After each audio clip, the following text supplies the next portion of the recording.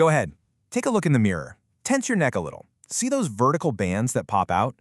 Well, believe it or not, you're looking at a muscle you've probably never even heard of, but one that's been shaping your expressions and even your posture your entire life.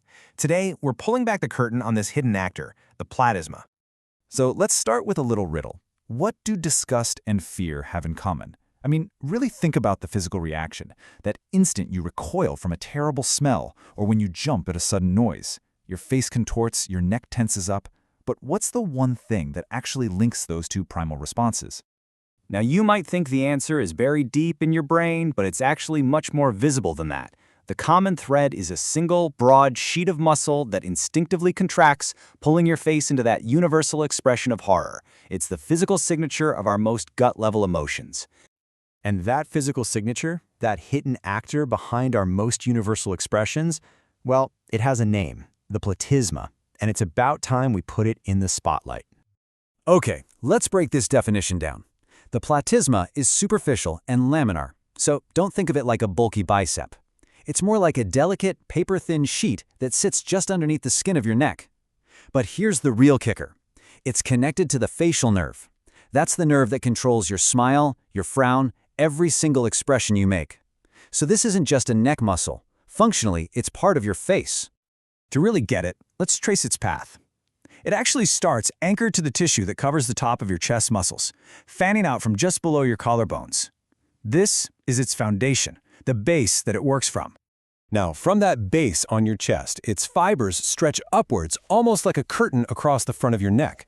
They travel up over the jawline and then weave directly into the muscles at the corners of your mouth. This is what's so wild. It's a muscle that literally tethers your chest to your facial expressions. And because of that completely unique structure, the one connecting the chest and the face, the platisma has two totally different but equally important jobs to do. One is all about posture, and the other is about pure emotion. This is where it gets really fascinating. On one hand, the platisma acts as a kind of muscular guy wire for your neck. It provides tension that helps fight against that forward head posture we all get from staring at screens. But on the other hand, a sudden contraction yanks down the corners of your mouth and tenses the skin of your neck, the universal involuntary sign of horror or disgust. It's an incredible example of biological efficiency, a postural support that doubles as an emotional broadcaster. So I think a great way to think about the platisma is as an invisible architect. It's constantly working in the background, shaping how we hold ourselves up, and at the same time, it's ready in an instant to broadcast our deepest, most primal emotions to the world. If there's just one thing to take away from all this, it's this right here. This is a perfect example of the body's incredible efficiency.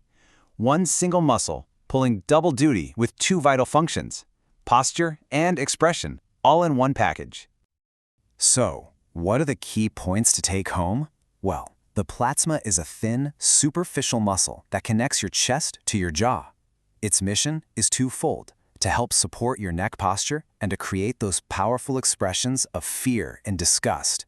It's a simple muscle with a surprisingly complex role to play. And that's really what I want to leave you with. You know, today we pulled this one single muscle out of the shadows, but it really makes you wonder, what other hidden architects are at work inside of us, silently defining how we stand, how we move, and how we show the world who we are?